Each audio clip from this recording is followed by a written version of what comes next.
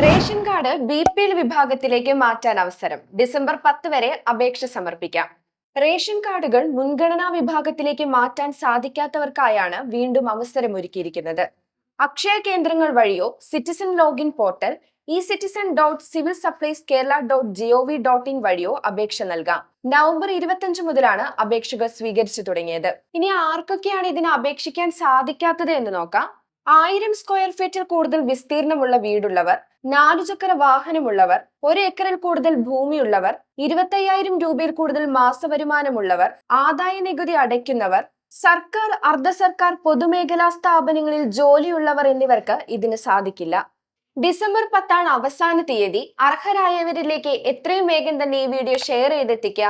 ഒപ്പം തന്നെ ഇതുപോലുള്ള കൂടുതൽ ഇൻഫോർമേറ്റീവ് വീഡിയോസിനായി നമ്മുടെ ചാനൽ ഫോളോ ചെയ്യാനും മറക്കണ്ട.